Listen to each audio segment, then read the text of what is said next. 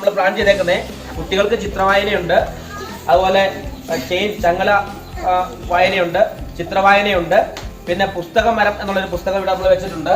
ഇവിടെ പുസ്തകമരം എന്ന് പറയുമ്പോൾ കുട്ടികൾക്ക് പുസ്തകങ്ങൾ കൊടുത്തുവിട്ടിട്ടുണ്ട്. അപ്പൊ കുട്ടികൾക്ക് ഓരോ ഇല, ഒരു ഇല എന്താ വന്ന് അതായത് ഒരു ഇലയുള്ള ഒരു ഇല കാട്ടിക്ക്. ഇതുപോലെ പുസ്തകങ്ങളുടെ പേര്, പുസ്തകം എഴുതിയത് ആരാണ്, അതിലെ പ്രധാന കഥാപാത്രങ്ങൾ ആരാണ് എന്ന് പറഞ്ഞിട്ട് ഇതിനെല്ലാം ഇല കൊടുക്കും. അപ്പൊ ഈ മരത്തിന് ജീവൻ കൊടുക്കുകയാണെന്ന്. അപ്പൊ നമുക്ക് ഫെവിക്കോള് അല്ലെ പിന്നെ വെച്ച് നമ്മൾ ഓരോ ഇലകൾ പേസ്റ്റ് ചെയ്യും. എല്ലാ കുട്ടികളുടെ ഇലകളായി കഴിയുമ്പോൾ 30-40 പുസ്തകത്തിന്റെ പരിചയം ഒറ്റയടിക്കുന്നതാണ്. പുറത്തുനിന്നൊരാൾക്ക് നോക്കി കഴിഞ്ഞാലും 40 പുസ്തകമാണ് ഒറ്റയടിക്കുന്നത് പരിചയപ്പെടാൻ പോകുന്നത്.